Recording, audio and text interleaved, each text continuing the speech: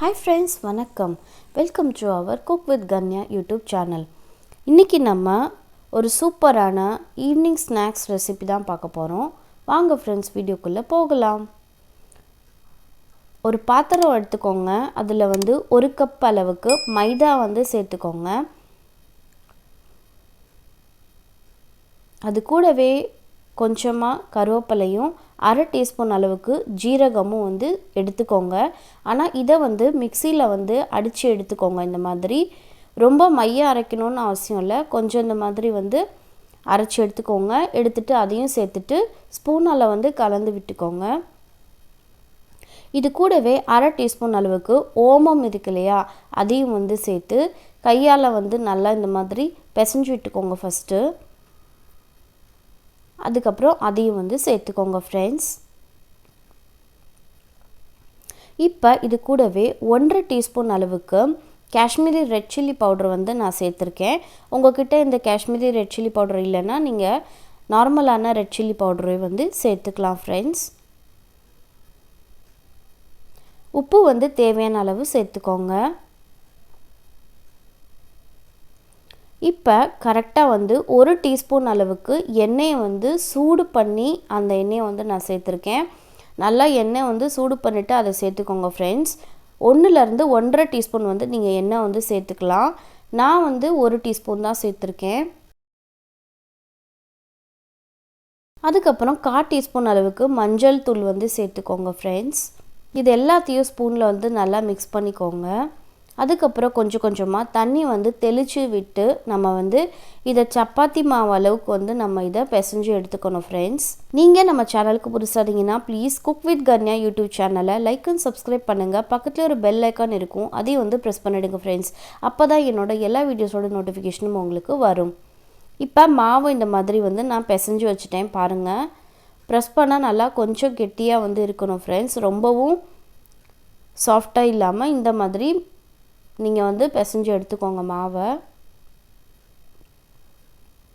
இப்போ இதை சின்ன சின்ன உருண்டைகளாக நம்ம எடுத்து உருட்டிக்கணும் ஃப்ரெண்ட்ஸ். நான் வீடியோவில் காமிச்ச மாதிரி நீங்கள் செய்யுங்க. இந்த ரெசிபி பார்த்திங்கன்னா 5லேருந்து 10 நிமிஷத்துலேயே ரொம்ப சட்டுன்னு செஞ்சிடலாம். ரொம்ப டைம் எடுக்காது. நம்ம வீட்டில் சின்ன குழந்தைங்களுக்கு ஸ்நாக்ஸாக கொடுக்கலாம். இல்லைன்னா கெஸ்ட்டு வராங்கன்னா அவங்களுக்கு கூட செஞ்சு கொடுக்கலாம் ஃப்ரெண்ட்ஸ். டக்குன்னு ரெடி ஆகிடும் இந்த ரெசிபி.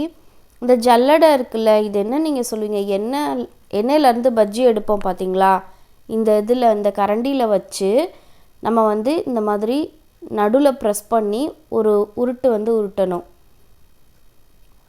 அதாவது இந்த கரண்டியில் நம்ம அந்த ரவுண்டாக உருண்டைகள் உருட்டியிருக்கோம் பார்த்தீங்களா, அதை ஃபஸ்ட்டு ப்ரெஸ் பண்ணிக்கலாம். அதில் இருங்க நான் காட்டுறேன், இன்னொரு தடவை உங்களுக்கு காமிக்கிறேன்.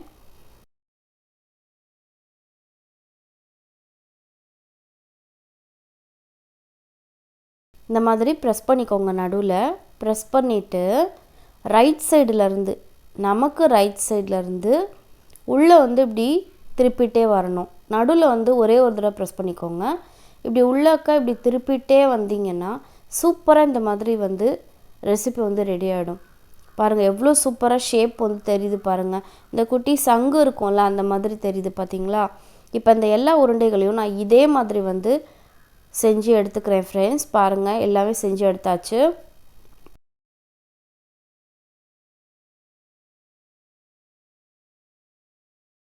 ஃப்ரெண்ட்ஸ் பார்க்குறதுக்கு எவ்வளோ அழகாக இருக்குன்னு சொல்லிட்டு, பார்க்குறதுக்கு எந்த அளவுக்கு அழகாக இருக்கோ அதே மாதிரி சாப்பிட்றதுக்குமே ரொம்ப சூப்பர் டேஸ்ட்டாக இருக்கும்.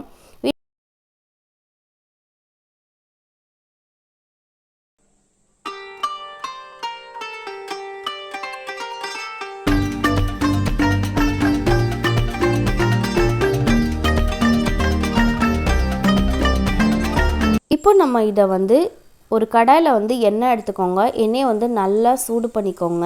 அதுக்கப்புறம் கேஸை மீடியம் ஃப்ளேமில் வச்சுட்டு எல்லாத்தையும் இந்த மாதிரி 1 பை 1 போட்டு நம்ம மொத்தமாகவே எல்லாத்தையும் சேர்த்துக்கலாம் ஃப்ரெண்ட்ஸ். சேர்த்துட்டு ஒரு 5 நிமிஷம் நல்லா எண்ணெயில் வறுத்துருங்க.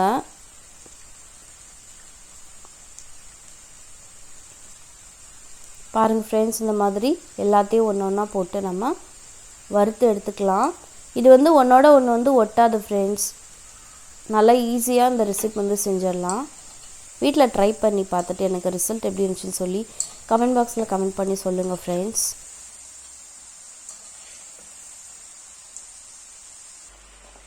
இப்போ சைட்லேயே வந்து ஒரு பாத்திரத்தில் டிஷ்யூ பேப்பர் வந்து வச்சுக்கோங்க.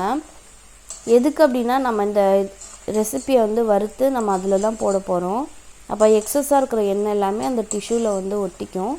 அதுக்காக தான் நான் வீடியோவில் காமிச்ச மாதிரி இந்த மாதிரி சுற்றி விட்டுட்டு நீங்கள் வந்து ஃப்ரை பண்ணிங்கன்னா சீக்கிரமே வந்து ஃப்ரை ஆகிடும் ஃப்ரெண்ட்ஸ். வந்து இந்த மாதிரி எண்ணெயிலேருந்து நம்ம எடுத்துடலாம். இந்த ரெசிப்பியை எடுத்துட்டு இதில் வந்து போட்டுடலாம். ஆந்திராவில் வந்து இந்த ரெசிப்பியை வந்து காரம் கவ்வலு ரெசிபி அப்படின்னு சொல்லுவாங்க.